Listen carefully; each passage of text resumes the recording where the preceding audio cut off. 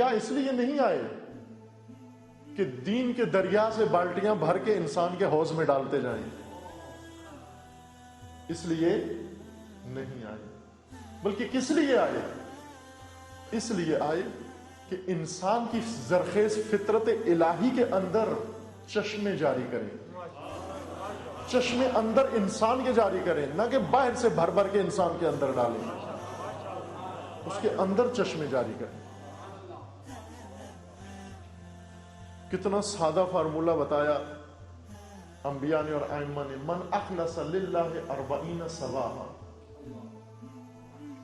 من ہم پڑھتے ہیں نا، پڑھتے ہی رہتے ہیں، اور بعض بزرگوں کے بقول پڑھ پڑھ کے پڑھ ہی جاتے ہیں، پڑھے ہی رہتے ہیں۔ بعضوں کا کام ہی پڑھنا ہے، پڑھنا شغل ہو گیا ان کا، پڑھنا پیشہ ہو گیا ان کا۔ ہمارے استاد بزرگوار حضرت آیت اللہ جوادی عاملی دامہ ظل العالی، وہ یہ فرماتے ہیں بعض ایسے ہیں جتنا پڑھتے ہیں شاگرد تر ہوتے جاتے ہیں۔ انسان پڑھ پڑھ کے استاد بنتا ہے، لیکن بعض پڑھ پڑھ کے شاگرد تر ہوتے جاتے ہیں۔ پڑھتے ہی رہتے ہیں، ہم پڑھتے ہی رہتے ہیں، اور پھر ختم ہو جاتا ہے،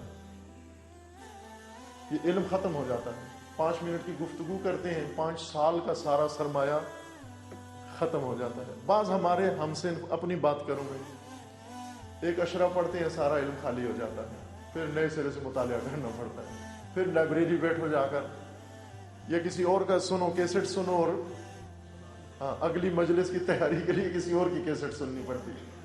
تو مدرسے میں کیا کرتے رہے؟ مدرسے میں پڑھتے رہے۔ اس پڑھنے سے کیا ہوا؟ وہ پڑھائی در حقیقت خالی حوض کے اندر باہر سے بھر بھر کے بالٹیاں ڈالنے کے برابر تھا، اور ایسا پانی اگر استعمال میں نہ بھی آئے تو ہوا ہی اس کو خشک کر دیتی ہے۔ آپ نے دیکھا کہ ہوا سے ہی پانی کم ہو جاتا ہے۔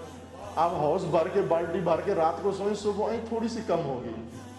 تبخیر کا عمل ہو رہا ہوتا ہے، عمل تبخیر ہو جاتا ہے۔ خواہشات عمل کو تبخیر کر دیتی ہیں، بخار بنا کے اڑا دیتی ہیں۔ ہوا و ہوس علم کو بخار بنا کے ہوا میں پراکندہ کر دیتی ہیں۔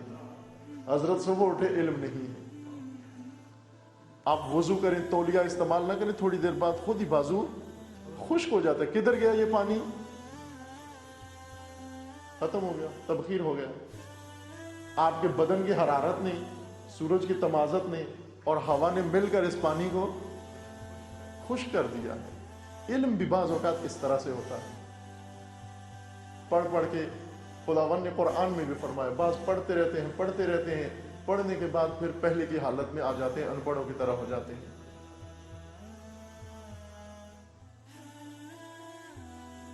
کہ لا تعلموا من بعد علم شیئا، کس لیے پڑھتے ہیں؟ تاکہ یہ ثابت کریں کہ پڑھ پڑھ کے مرنے کے بعد کچھ بھی نہیں جانتے، کچھ بھی نہیں جانتے۔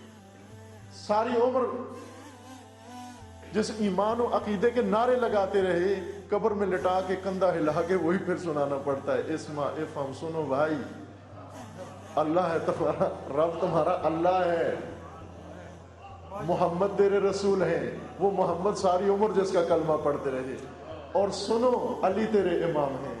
تو ساری عمر علی کا نعرہ لگاتا رہا، قبر میں کیوں بھول گئے ہو؟ قبر میں کیسے بھول گئے؟ انبیاء آئے ہیں چشمے جاری کرنے کے لیے۔ من اصبح للہ 40 صباحا، جو خدا کے لیے 40 دن خالص رہے، ناپاک نہ رہے، آلودہ نہ رہے، ملاوٹ نہ کرے، 40 روز صرف خدا کے لیے، 40 دن، اور وہ تو بہت سخت کام ہے۔ مشق کے لیے 40 منٹ کا تجربہ کر کے دیکھیں، آیا 40 منٹ اللہ کے لیے رہ سکتے ہیں ہم یا نہیں؟ 40 منٹ صرف اللہ کے لیے، 40 منٹ آپ کا ذہن فقط اللہ کے لیے سوچے، 40 منٹ آپ کے دل پہ جو گزرے اللہ کے لیے گزرے، 40 منٹ میں جو نیت کرو صرف اللہ کے لیے کرو، 40 منٹ میں جو ارادہ کرو صرف اللہ کے لیے کرو، 40 منٹ میں جو نگاہ کرو فقط اللہ کے لیے دیکھو، 40 منٹ کے لیے جو سنو صرف اللہ کے لیے سنو۔ 40 منٹ یہ کم کر کے دیکھو کتنا سخت ہے۔ من اخلص للہ 40 صباحا، جو 40 دن خدا کے لیے اخلاص اختیار کرے، خدا اجر کیا دیتا ہے؟ خداوند اس کے دل پر حکمت و علم کے چشمے جاری کر دے. 40 دنوں کی یہ پاداش ہے. 40 دنوں کی جزا انسان کے دل پر حکمت و علم کے چشمے جاری ہو جاتے ہیں.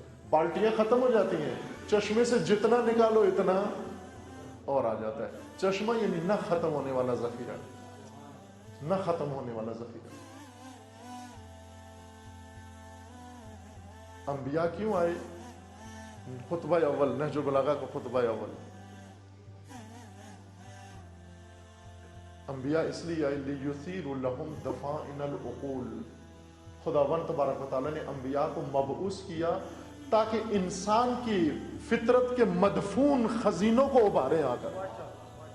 لیثیروا لہم دفائن العقول, اندر جو کچھ خدا نے رکھا ہے اس کو ابھارنے آئے, نہ باہر سے کچھ ڈالنے آئے. باہر سے جو ڈالیں گے وہ فطری نہیں ہوگا. انبیاء فطرت کے اندر سے کچھ نکالنے آئے ہیں. کیا سکھاتے ہیں انبیاء؟ دین سکھاتے ہیں. امیر المومنین فرماتے ہیں کہ انبیاء دین باہر سے لے کر انسان کے اندر ڈالنے نہیں آئے. خدا نے پیدائشی طور پر یہ دین اس کے اندر رکھا ہوا تھا, انبیاء اس فطرت سے نکالنے کے لیے آئے. وہ دین اندر سے نکالنے کے لیے آئے.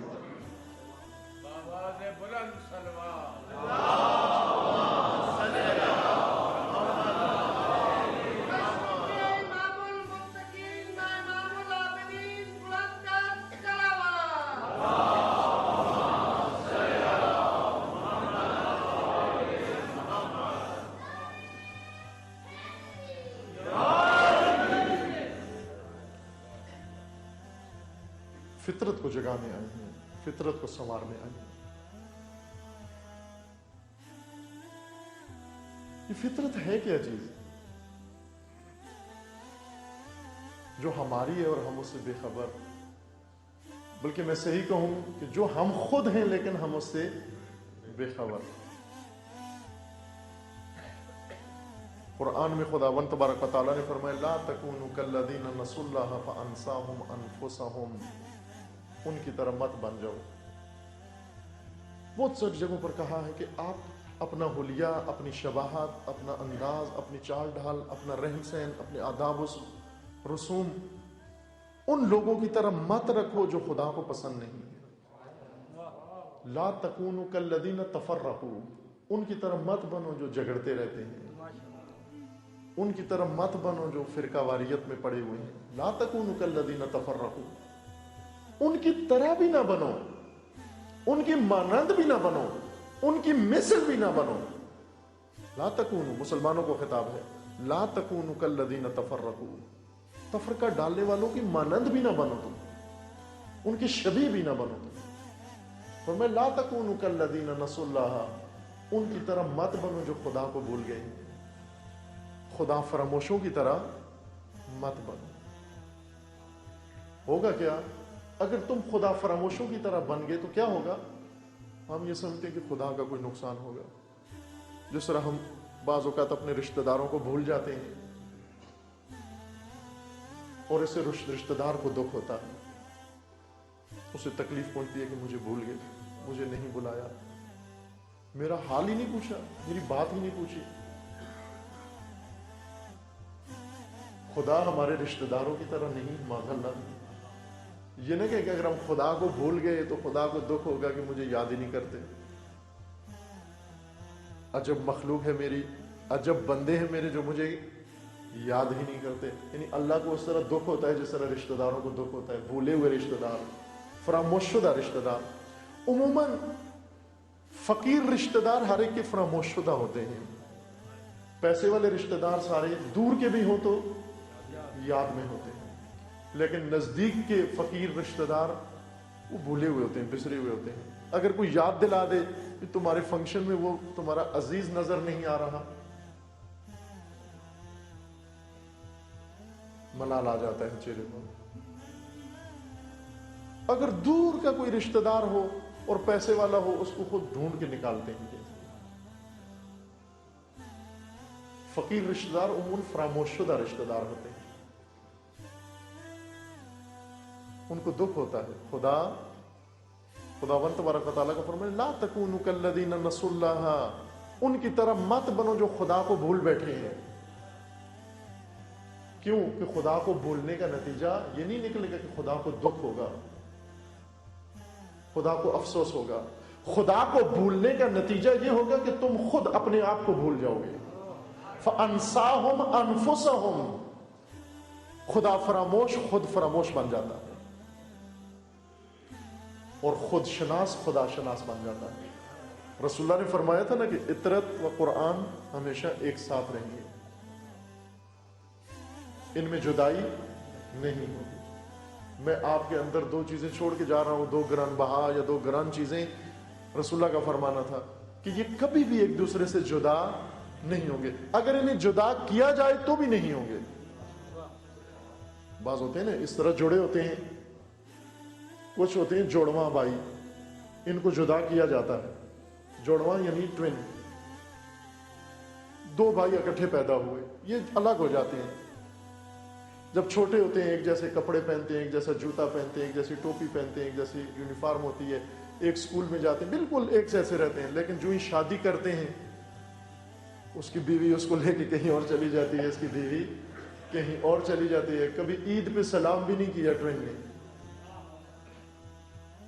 یہ الگ ہو جاتے ہیں۔ لیکن جو جڑے ہوئے ہوں، جڑواں نا، جو جڑے ہوئے ہوں، جڑے ہوئے کیا یعنی جن کی حقیقتیں ایک ہوں، جلوے دو ہوں لیکن حقیقت ایک ہو، انہیں جدا کرنے سے بھی جدا نہیں ہوتے۔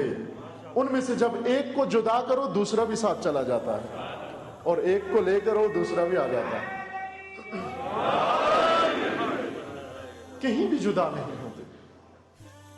اہل بیت و قرآن کا ساتھ ایسے نہیں ہے کہ ہم پاکٹ سائز قرآن جس طرح چھاپ کے جیب میں ڈال لیتے ہیں، یہ ہم بھی قرآن کے ساتھ ہیں ہمیشہ۔ کہتے ہیں نا پاکٹ سائز قرآن چھاپ کے جیب میں ڈال لیا، کہ یہ ہم بھی قرآن کے ساتھ ہیں، قرآن ہمارے ساتھ ہے، ہم قرآن کے ساتھ ہیں، کہیں بھی جدا نہیں ہوتے۔ حتیٰ جہاں ہو جانا چاہیے، جہاں قرآن باہر نکال کے جاؤ وہاں بھی ساتھ لے کے جاتے ہیں۔ وہاں تو اچھی جگہ نہیں ہے، باہر نکال کے جاؤ، قرآن میز پہ رکھ جاؤ، لیکن اتنا قرآن کے دل دادا ہیں کہ وہاں بھی قرآن ساتھ لے جاتے ہیں۔ قرآن اس طرح سے اہل بیت کے ساتھ نہیں ہے کہ اہل بیت کی جیب میں قرآن ہوا کرتا تھا، نہ، اس طرح سے نہیں ہے ساتھ اہل بیت اور قرآن کا، بلکہ قرآن اور اہل بیت کا ساتھ یہ ہے کہ خدا نے ایک ہدایت مقرر کی ہے، دو ہدایتیں مقرر نہیں کی، ایک ہدایت بنائی ہے، لیکن ایک ہدایت کے دو نسخے بنائے ہیں۔ ایک نسخے کا نام قرآن رکھا ہے، ایک نسخے کا نام اہل بیت رکھا ہے۔